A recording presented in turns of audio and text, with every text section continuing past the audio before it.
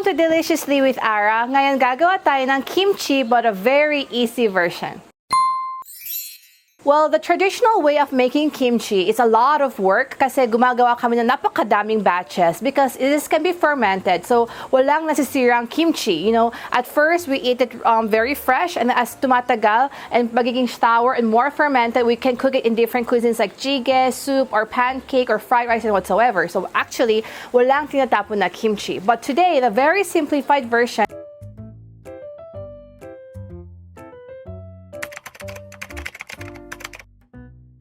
you can make this maybe just like one cabbage or one pechay like this, just for tama lang sa pamilya. And it's very handy and very easy. So first, kailangan natin ng isang pechay. Tinatawag nila itong pechay baguio. I have here around 1.2 kilograms. And when you buy, sometimes diba yung mga outer leaves hindi masyadong malinis. So what we have to do is tanggalin lang natin. So tanggalin natin. And normally, sa mga bahay, hindi nila tinatapon yung mga tinanggal na leaves. We can actually use this later for like our soups, but it's your choice. Anyways, so first, tinanggal natin yung mga outer core niya, yung mga pangit na dahon. And when we have this, we'll slice it in siguro like around 2 to 3 inches. Of course, it's really up to you also how thick you want. The traditional way, we just use the whole pechay, but dahil gusto naman here na mabilisan, we'll have to chop it off. So first, tanggalin natin yung ulo, yung pinaka-ulo, and then we'll cut it in half and then split natin siya. And then siguro we'll cut it like in 3 inches.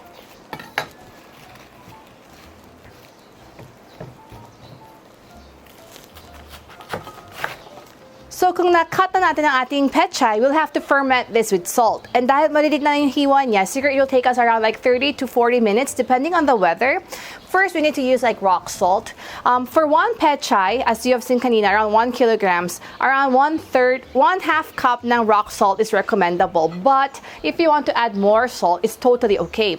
Dahil after we ferment it, we'll have to wash it and then we taste it. And then pag masyadong maalat, then we can rinse it more in water. Pero kung hindi siya nagiging parang pumasok yung alat, it becomes very hard later on to catch the taste. Kaya it's better to add more salt than lesser. So around 1/2 cup first of rock salt. Buhusan natin siya ganito. And just roughly toss it around.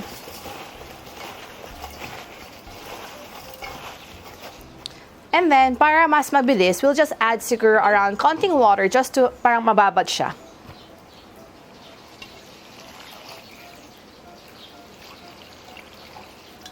And then, iwan lang natin siya siguro around 30 to 40 minutes hanggang magiging malanta yung ating pechay.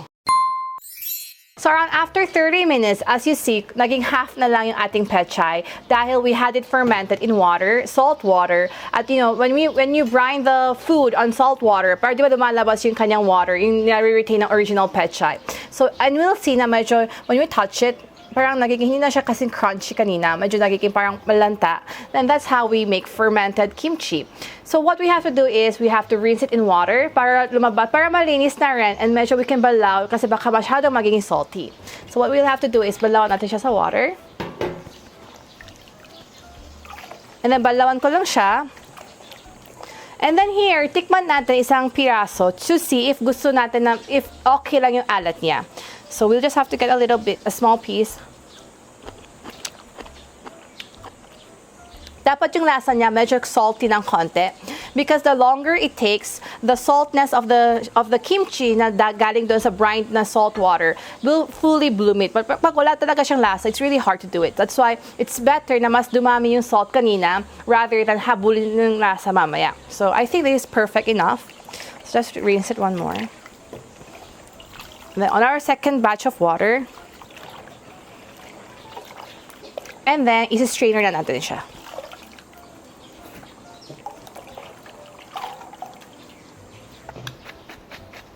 So we'll have to gently drain our water. Wag niyong pigain, like it's not really good to squeeze. Just give it some time para lumabas ma-drain lahat ng kanyang water. And as we wait, we'll first do our pickled radish na ihalo natin siya mamaya doon sa sauce or the mixture of the kimchi. So I have here, parang na-slice ko na ng radish, but masyadong marami siya. So the ratio, perfect ratio, is around all the vegetables that we have here, our spring onions, carrots, onions, and even our radish. For 1 kilograms of pechay, we'll have to use figure around 1 cup of vegetables, the maximum. So I'll have to isa-slice ko lang siya, and i-max ko lang siya sa 1 cup. Kasi hindi masyado rin maganda kung masyado marami yung parang yung mga gulay niya sa sauce. So we'll just put figure around here 1/3 cup, 1/2 cup. So this is around 1/2. We'll just put it here roughly in the... And we'll try to ferment our sliced radish with patis. So whatever local brand patis you have, so around 1 tablespoon. And then haluin lang natin siya. Yung radish, meron siya parang additional layer of flavor that it gives to the kimchi. That's why I want it to be fermented together. Pero yung radish, like the carrots, onion, and spring onions, it's just like later on for additional texture and color. So I don't really have to ferment this together. So ito lang ang gawin ko, and hintayin ko lang siya.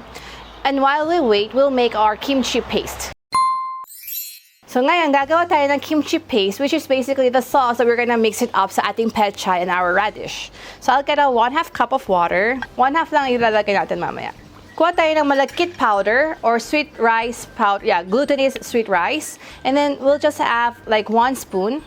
Pero kung wala kayong malagkit powder, you can actually substitute this with flour. It's okay. Or even rice powder. Basta just anything white na powder that you have, but not cornstarch. So flour, rice or sweet rice, it's okay. And then buksan tayo ng fire. Just a very low fire. And then tunawin lang natin siya. Pero dahil malagkit powder ang ginamit ko, we have to continually stir it. Siguro like around less than 3 minutes para hanggang magiging parang paste-like ang kanyang texture. So kung medyo lumapot na siya na parang ganito, parang glue, we'll turn off the fire. And then we'll have to wait for it to lumamig. Now, kung wala talaga kayong malagkit powder, actually in some houses and some regions, they actually use rice, yung parang nilulugaw nila, pero kanin lang, or malagkit din. You can actually use both. The reason why it's very important to make this parang lugaw or paste-like is because ito yung magsaserve as yung pangdikit ng lahat ng sauce, especially the chili powder, to our mixture of our vegetables, the fermented. Madalas ang nagkakamali is people normally omit this stage na gumagawa ng paste or lugaw. And so when they make the kimchi, parang later on, siguro it looks okay, pero after 1 hour, parang nagbe-breakdown and nagiging parang masyadong watery. So this is very important. And then, so once na ginawa natin ng lugaw, we just have to wait for it to lumamig lang siya. So habang lumalamig ang ating lugaw or the paste, we'll cut our onions, carrots, and spring onions. Actually, this is very much adjustable. Minsan yung kasi yung ibang bahay, ayaw nila ng may carrots, so it's totally okay. But if you just want to have some color to pop up, it's totally okay as well. So we'll just use like 1/2 ng isang white onions. Isa-slice natin sila lahat ng parang strips. Also, our carrots, just a very, just to pampaad lang ng color.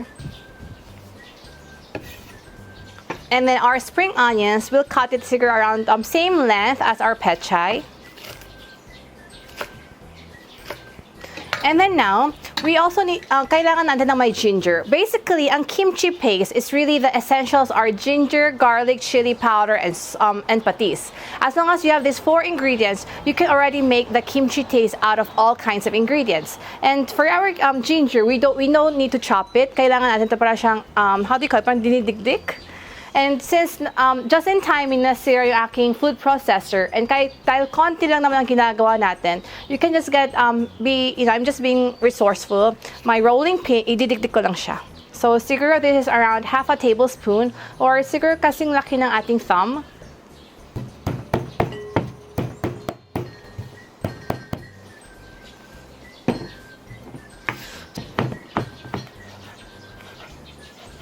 So we'll just dip our finger. And kung kaya nyo talaga mag-dip, then that means it's already lumamig na, right? So there we go. I think it's already good enough to make our paste. So here, we'll add yung kanyang dinigdig natin na ginger. So around 1/2 tablespoon only. So 1/2 tablespoon. And now we'll add our chili powder, around 4 tablespoons. But you can freely adjust kung gusto nyo ng mas maanghang or lesser, that you can siguro plus minus accordingly. So around 4 tablespoons. And then, haluin natin siya ng haluin because the chili powder has to parang mag-melt siya doon sa ating paste na ginawa. You know, as you mix the chili powder dito sa ating paste, at first parang pink ang color niya, and then the more you mix and the more you give a little time, siguro mga 10 minutes, it will turn orange then red. So huwag kayo masyado mag-alala and mag-keep on adding it from the beginning ang chili powder ninyo because it takes some time for the chili powder to parang mag-melt siya. So ngayon, here on our chili powdered mix, I'll add our sugar. So around 1 tablespoon of sugar. And then add our garlic. 1 tablespoon of garlic, and then our patis. So patis, it's really up to you what kind of patis you want to use. Some people use like the shrimp. In Korea, depending on the region or sa mga provinces, each provinces have their own specific bagoong na ginagamit nila. So you can use like patis, like shrimp, or isda, or dilis, whatsoever. But if you have this kind of bagoong isda, they said, this is also a good variant to use. And I'll add around 3 tablespoons. I think natapon yung isa. So 1, 2, 3. And then later on, mag-adjust na lang tayo ng flavor. So around 3 tablespoons of patis. So you can use this kind of variant or just, you know, like the clear patis that you have. And then, imimix lang natin siya ulit. So as we have mixed our all the sauces, yung texture niya dapat is parang medyo madikit, you know, like this. Parang gooey siya because when we mix up all our pechay and the sauce, it will help na mag-glue. Ngayon, kuha tayo ng isang malaking planggana so we can just all toss it together. And be careful with your hands. You know, kimchi is actually good to toss with your hands, pero maanghang yung chili powder. So you have to really use like plastic gloves. So there we have our gloves on. Now I'll get our vegetables, yung pechay. When making daw kimchi, dapat daw treat natin sila parang baby na parang soft lang. So now we have our pechay. We'll add yung kanina na ferment natin na raddish sa patis. So this one, you know, it just took me around 10 minutes while I was preparing my other vegetables. Buhos lang natin siya. And then our mixed vegetables kanina, the spring onions, carrots, and onions. Siguro just 1 handful. But it's really up to you kung gusto nyo mas maraming gulay sa mga sauce niyo. Just like 1 handful or 1 cup, maybe the maximum. So around that much. And then we'll add in our sauce. So be careful again dahil manghang. And you know, this is like the very simplified version. So the traditional version, medyo mas maarte ng konti pa here. And then we'll toss it up all together.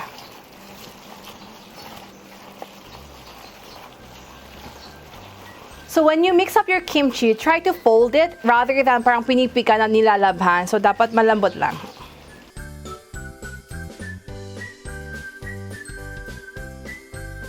So after ma-fully mix na natin lahat ng ating mixture, our pechay and the chili paste, we'll taste it to see if there's anything to adjust. So kuha tayo ng konti. For me, best already. But if you want like something saltier, you can actually add more. And when you make the kimchi, when you taste it, kailangan medyo maalat. Hindi pwede na tamang-tama today because the more it ferments, lumalabas yung saltiness niya. So it's when you feel them medyo maalat yata, then that's the perfect taste of kimchi you can make for that day. So it's a little bit of konting maalat ng konti lang. So I think this is good enough. So I'll add some chili, sesame seeds, pang topping lang, and then we'll just give our last toss.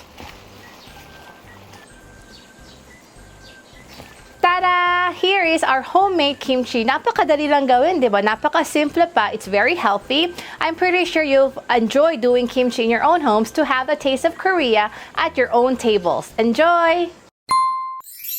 Let's try. All you need is white rice to have your kimchi.